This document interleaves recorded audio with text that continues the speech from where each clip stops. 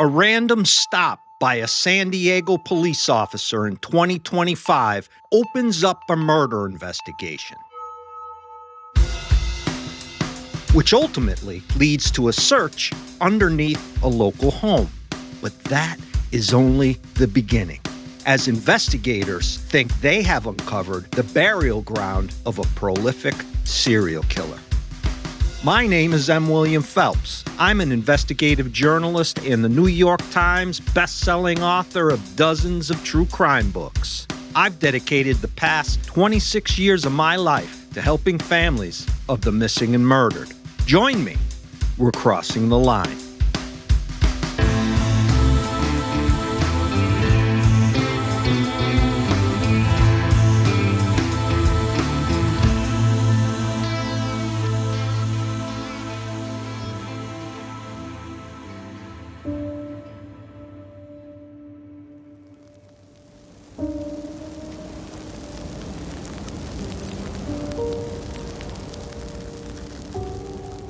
Brush fires in California along the highways and byways are as common as waking up to the sun shining every day, and if you've lived in California for any period of time, you have seen a wildfire on some level.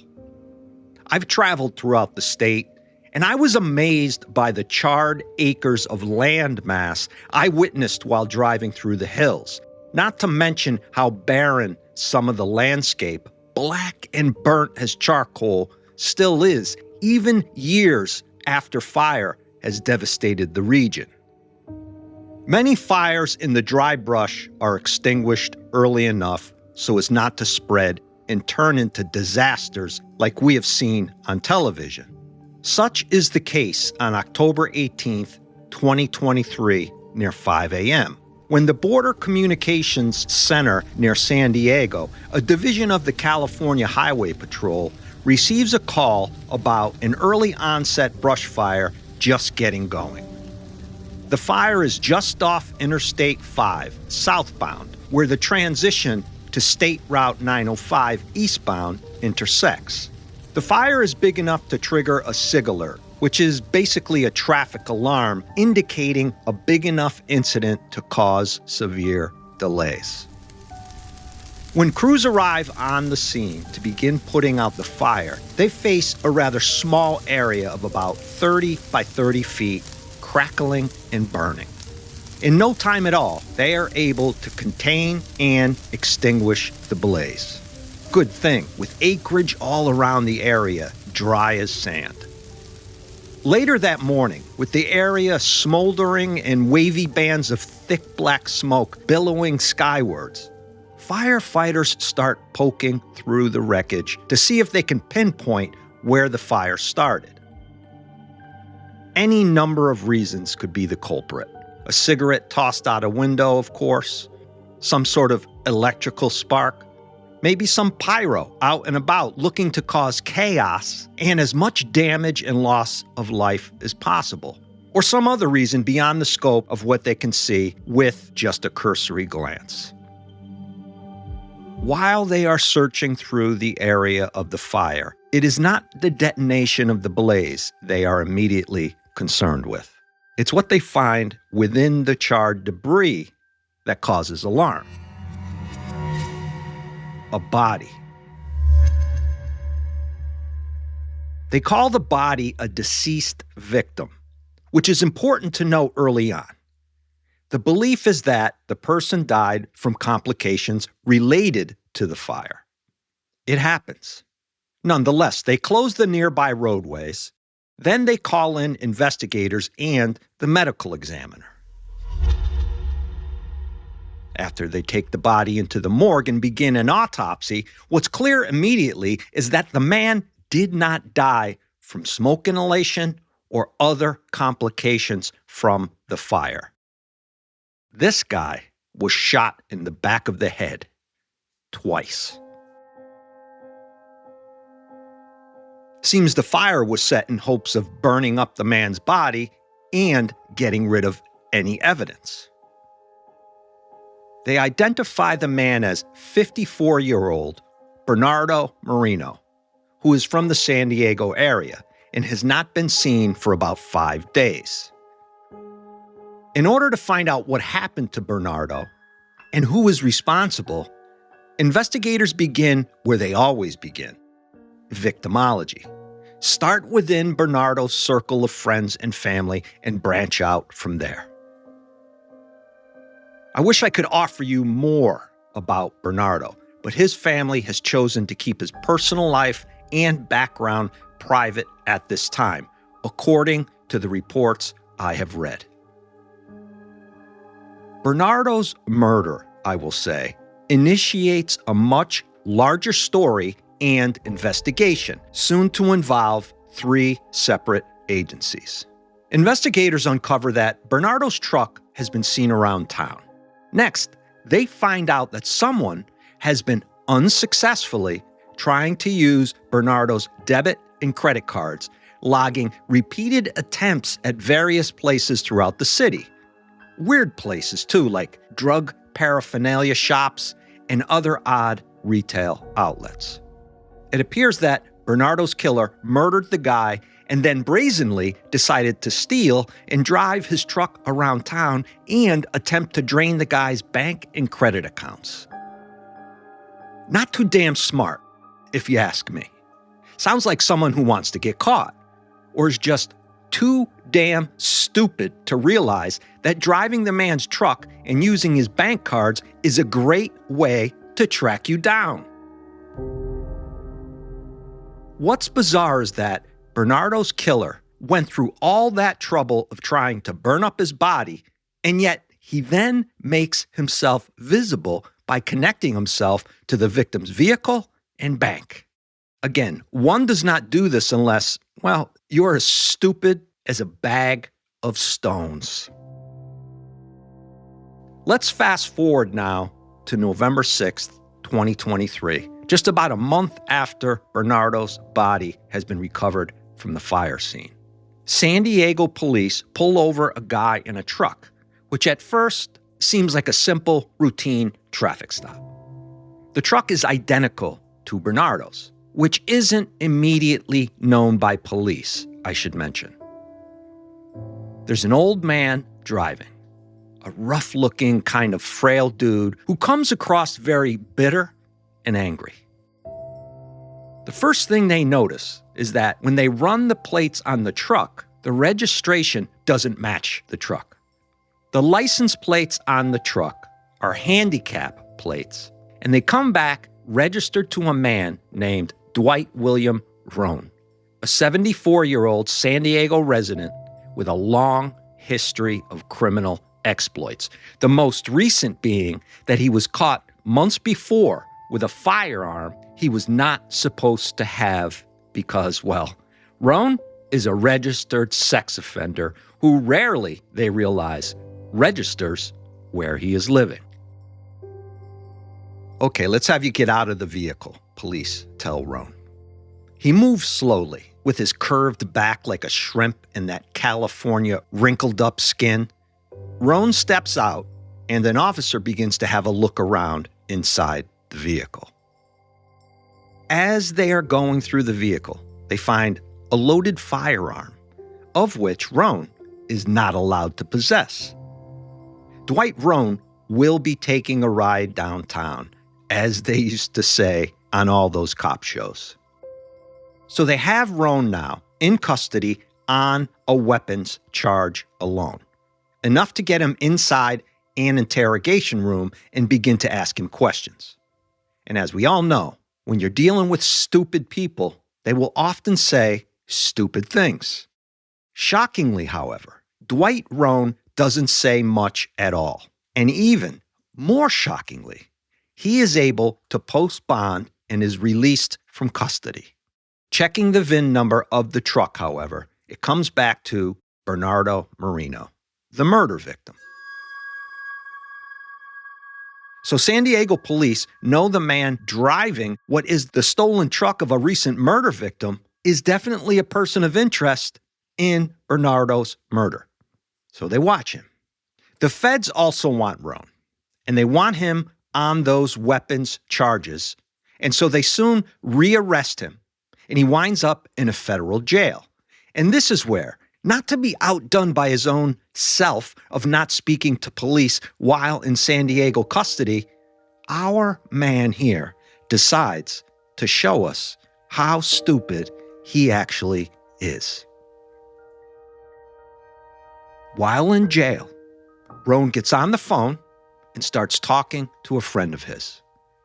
And I must add here, it's rather hilarious to me that guys like Rhone don't take into account that every phone call they make and every letter they receive and send are vetted and recorded. But anyway, Rhone sounds kind of panicky on the phone to his friend.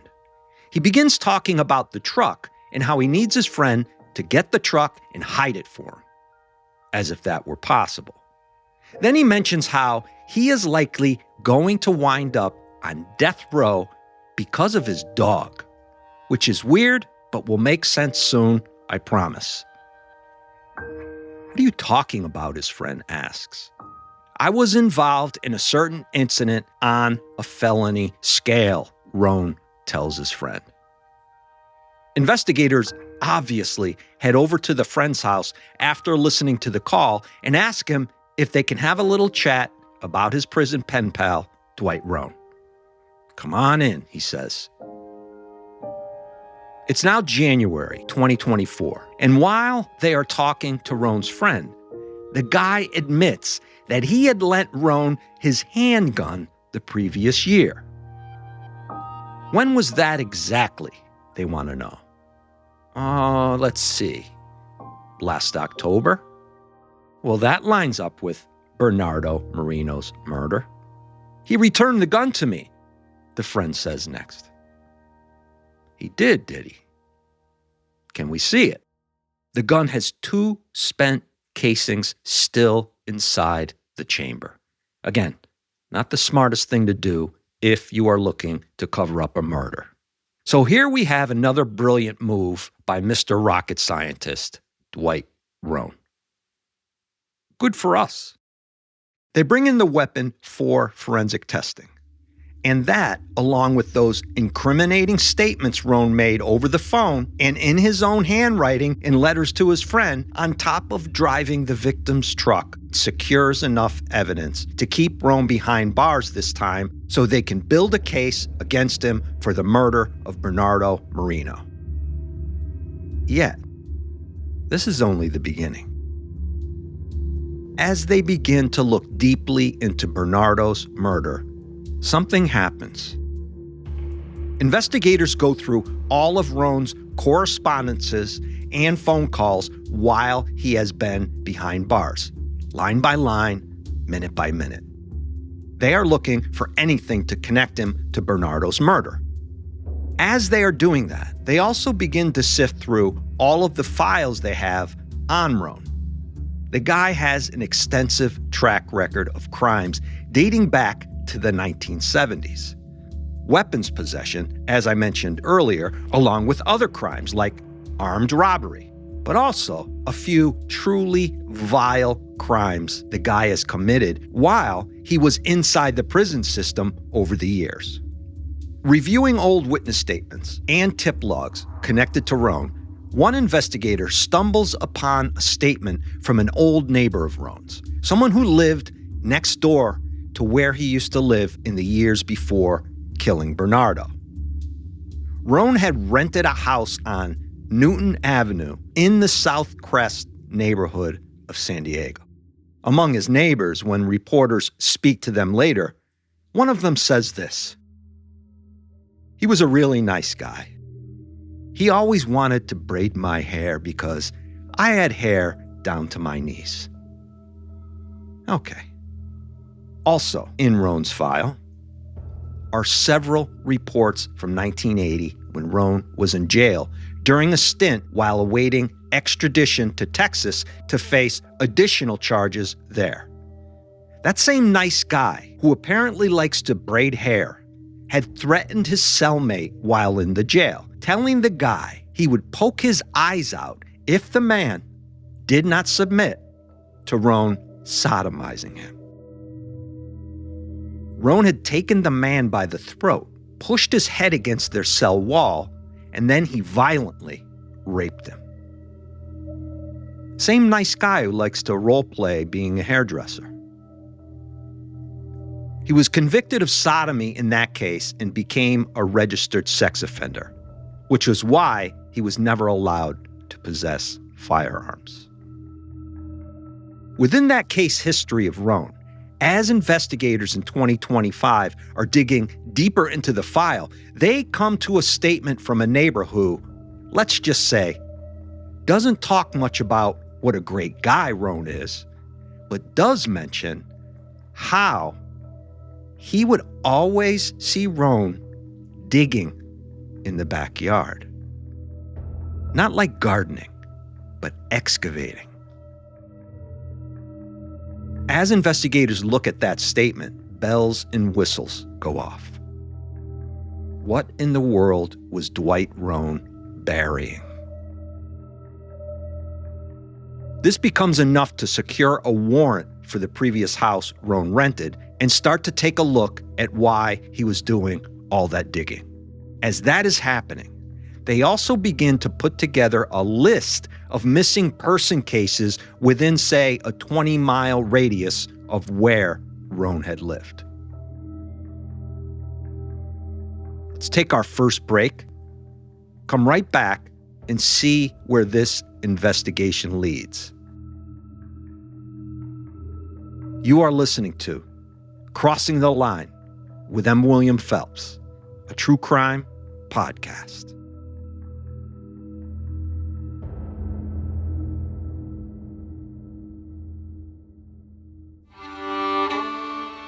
I'd like to let you know I have a new book out, the first book I've published in 5 years. It's called They Came for Blood.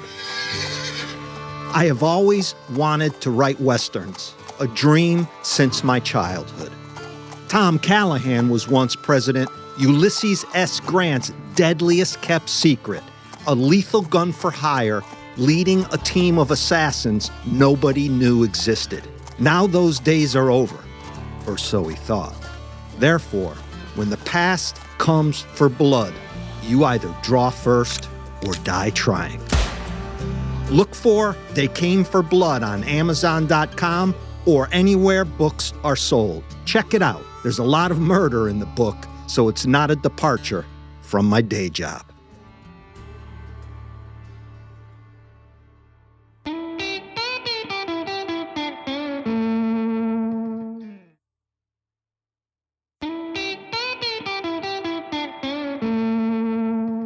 Remember that phone call Rhone had made in which he mentioned to his friend something about his dog and ending up on death row?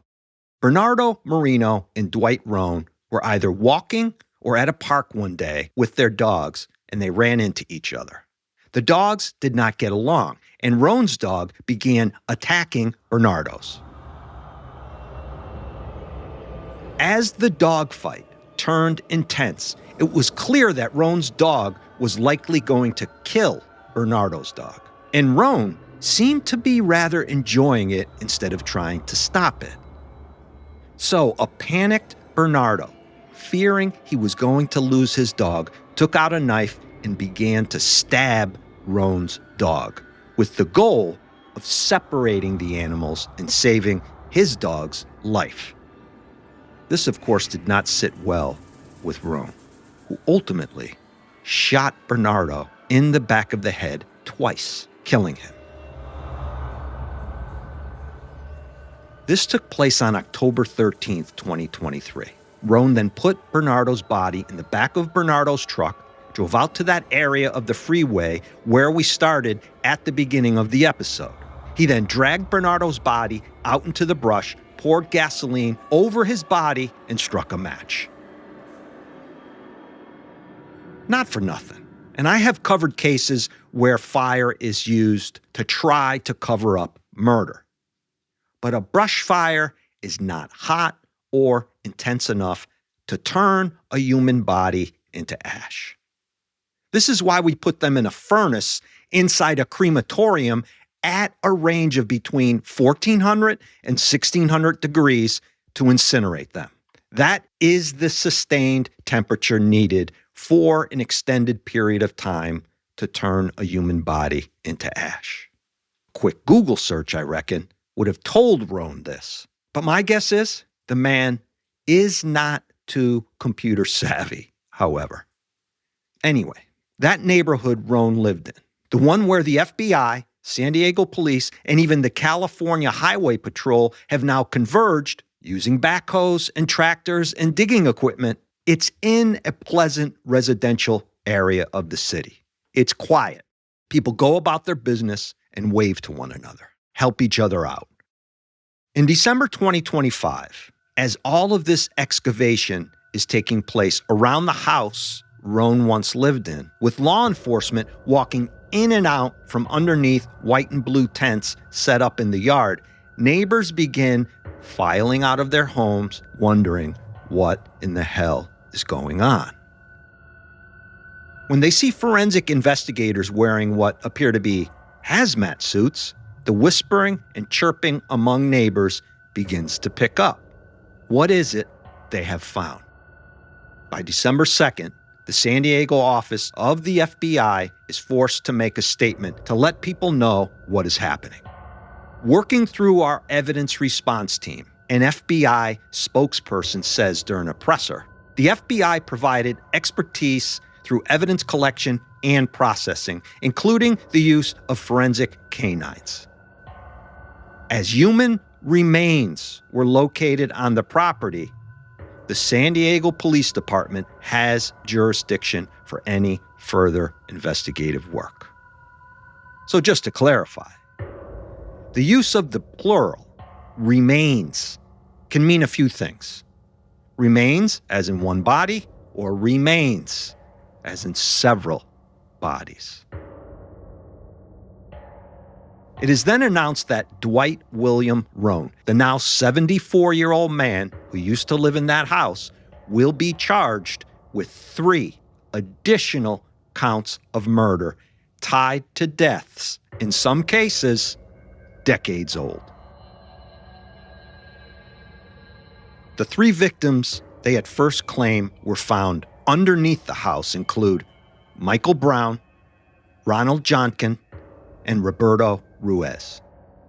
One of the men, Roberto Ruiz, had been found dead way back in 1993. It comes out soon after that Ronald Johnkin was actually found in 2002 in that neighborhood, and he had been bashed in the head and died of blunt force trauma. Ruiz's body was found in an alley close to that same neighborhood, and he had been strangled to death. But Michael Brown's body was recovered from underneath the house, where they believe Roan had buried the man. Unfortunately, law enforcement has not released any details about Brown's life or death as of the production of this episode. But it's clear that Roan will kill any way he can. He doesn't prefer one method over another. An MO, I should say, contrary to popular belief most serial killers adhere to. They kill any way they can kill. Roan is a maniac who has been killing men for the past 30 years. And there's a good chance this recent discovery of a body underneath his old home and the connections to other cases is only the beginning. In fact, so confident Roan has killed others, the San Diego District Attorney's Office puts out word they are looking for anyone who has information on someone named Dennis Galloway, whose body was discovered in 1989 in an alley on Main Street in San Diego, and Antogenes Gomez Velasquez, who was last seen in 2021 on Newton Avenue, the same street Roan lived on. 10 News in San Diego has done some excellent reporting as this story busted open with the discovery of Michael Brown's body underneath that house Roan lived in and those subsequent charges for 2 additional murders. And I'll just digress here 1 second and say, if you want the most accurate reporting on any case, go local. drill down into the news stories closest to the case, especially the investigative teams from local TV news agencies who have the resources and the benefit of location to conduct investigative reporting like it used to be done. The 10 News team in San Diego went through as much as the case file on Rhone as they could.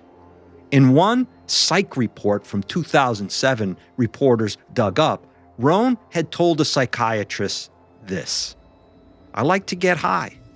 I am a junkie at heart, but I know I need help." So here we have what is common among serial killers: addiction. I can picture Rhone getting messed up on heroin or crack and then heading out on the hunt for his next victim. That's who this man is. As Rhone is being held on those murder charges in 2025, the investigation into his life kicks into high gear to search for additional bodies and other crimes he has committed. And I'll say this: we hear the word profile connected to serial killers all the time. And the TV version we are forced to digest of the general serial killer is Bundy, Gacy, BTK, Dahmer, etc. But those men are anomalies within the academic study of serial killers and serial killing. A serial killer like Dwight Rhone, just your run-of-the-mill shitbag, drug addict, lowlife, blue-collar, mean and nasty man, is the norm when we look at a majority of data surrounding serial killers in this country.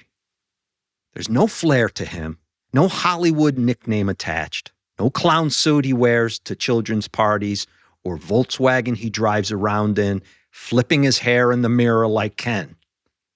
He doesn't wear those large round glasses like Dahmer or Happy Face. He's just your average scumbag. A guy, when you look at him, you think, yep, he's trouble. There's something off with that mother for sure.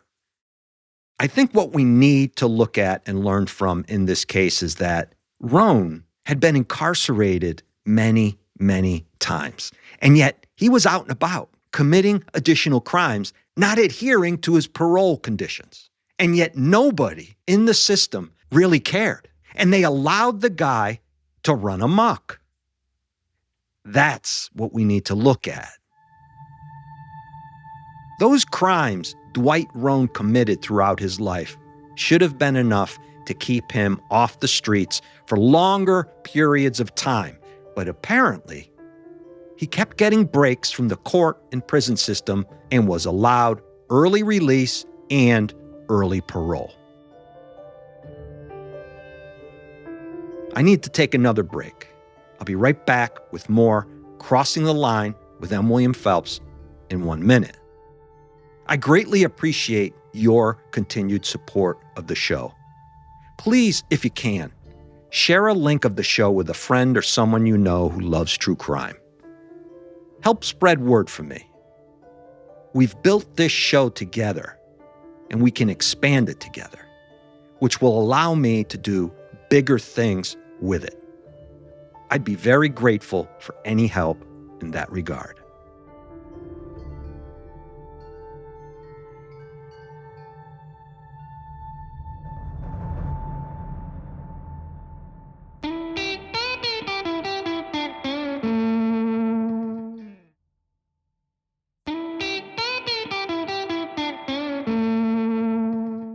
You all know I like to say it like it is. So here we are.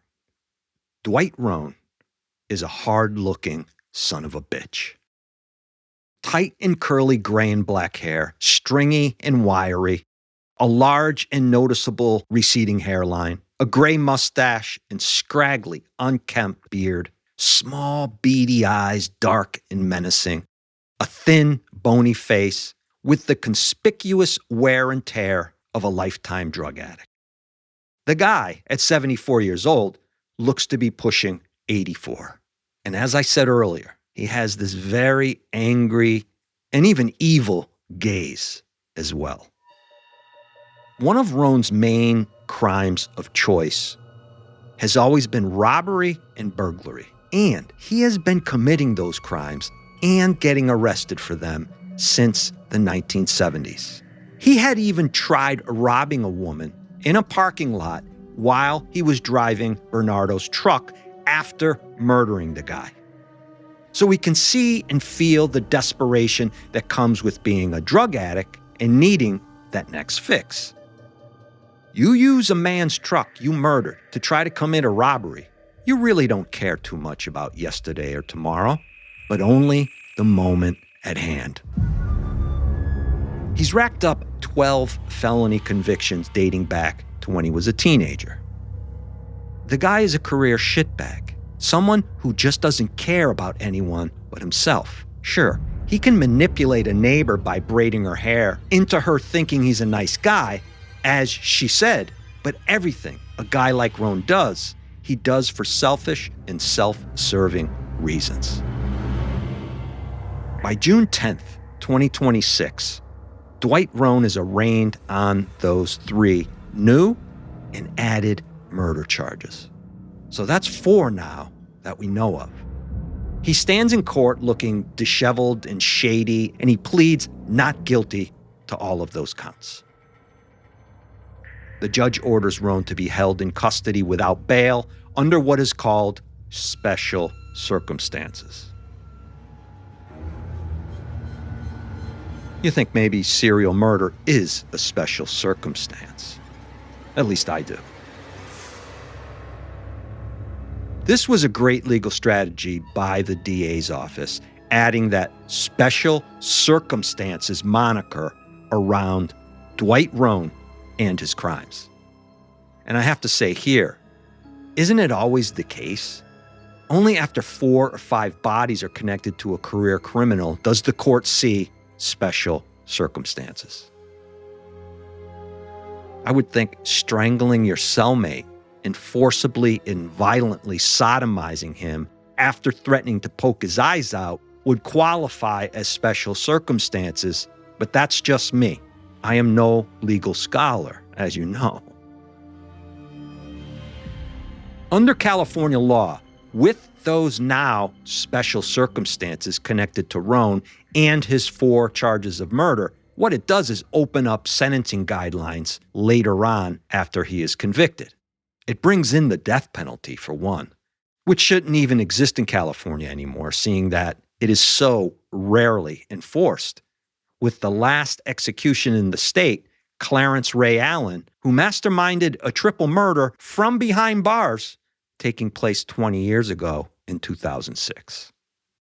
As all of that is going on in June 2026, finally some details about victim Michael Brown come out, and they point to just how much of a hardened sociopath, in the least, Dwight Rhone is.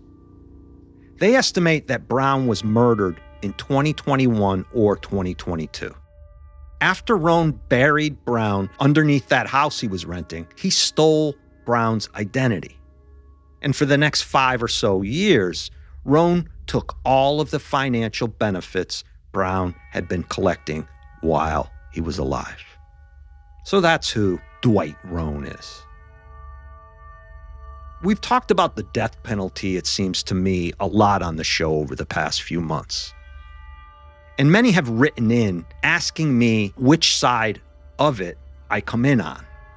I'm always, balancing both sides. And I guess that's the way I feel. I am Catholic, religiously speaking. Yet, I am one who believes that if we are going to have a death penalty, then we ought to use it in those cases where we know beyond a reasonable doubt that the person is guilty. I cannot tell you how I would vote on a jury deciding life or death. I've never been in that position. It would all be circumstance-oriented for me, I can tell you. But my cop-out here, if you want to know my opinion, is if a jury sentences a man to death, that jury has decided his fate, and the state should carry out that sentence.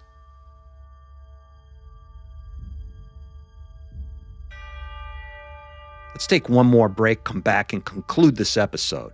There is still lots more to discuss, including where it stands and what is expected down the road.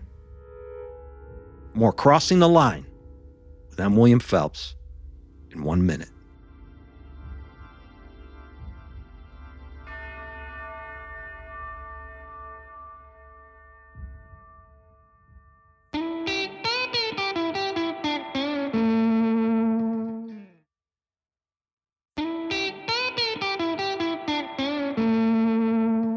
I want to read a statement about Dwight Rhone. Quote, "Over the past 50 years, the defendant has committed an almost incomprehensible number of crimes with the consistency of a clock." Deputy District Attorney Zachary Wallace wrote in a 2019 filing that 10 News uncovered and first reported. There is not a moment in this defendant's life where he has been out of custody and remained law-abiding. Even when the defendant is in custody, he manages to commit crimes. That was arguably submitted to a court at least 5 years before 3 murders we know of Roan committed. Nobody cared. Nobody listened to that courageous DA. Nobody paid attention. And nobody in a position of doing something about what that DA pointed out in his statement did anything to protect citizens.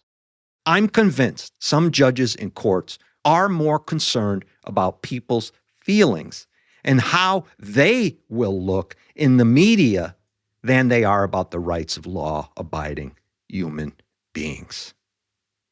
This has to stop. Victims of crime need to be first and foremost in a court of law. They need to be represented, not only by DAs, but by judges too. Newsweek spoke to Roan's brother, who called Roan an unsavory character who had a troubled past and a drug addiction problem. Tell us something we don't know, why don't you? I mean, what the hell? Roan's niece told the New York Times that he is a good person, that he was there for her during her high school and college years. I don't even know what to say to that. A good person?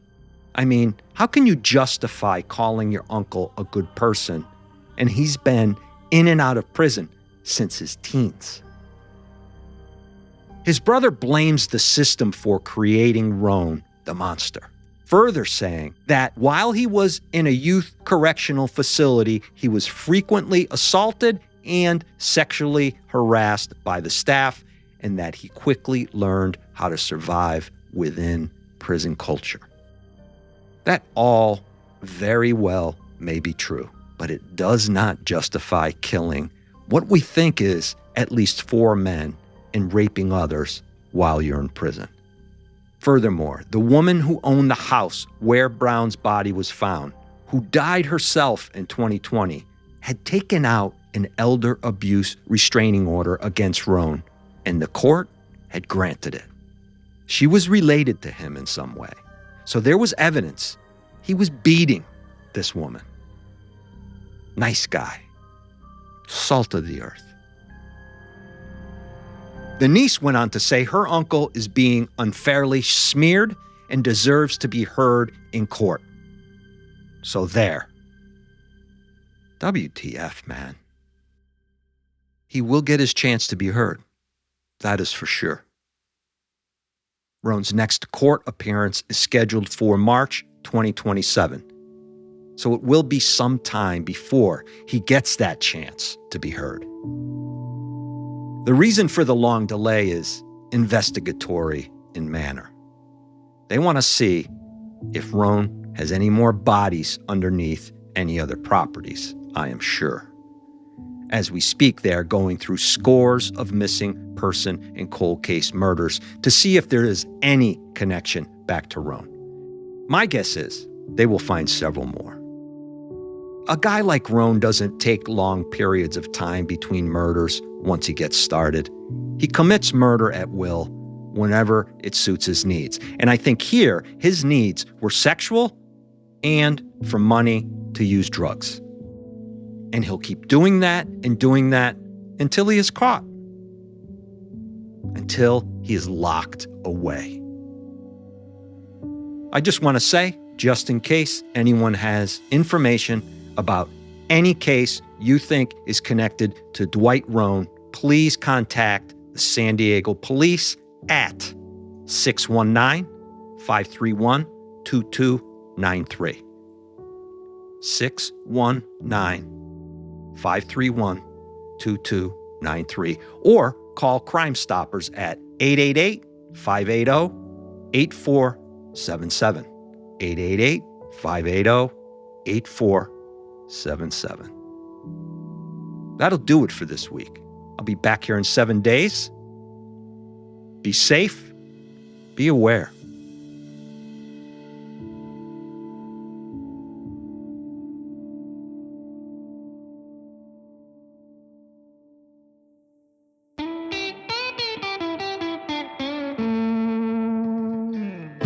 Sources for this episode include June 10th, 2026 press release, San Diego County DA's office. Man awaiting murder trial named person of interest, CBS News 8, San Diego, by Katie Stagel, December 3rd, 2025. Accused killer threatened to poke cellmate's eyes out before raping him. 10 News by Austin Grabish, December 4th, 2025. Murder suspect charged with 3 more California slangs by Danella Segura, USA Today, June 13th, 2026. Crossing the Line is executive produced by M. William Phelps, LLC, and Matthew Valentinas, Mom's Basement Management. Written by me, M. William Phelps. Audio mastering and mixing by Matt Russell. Music by Epidemic Sound. Original music written and performed by Thomas Mooney, Tom Phelps, and Matt Russell.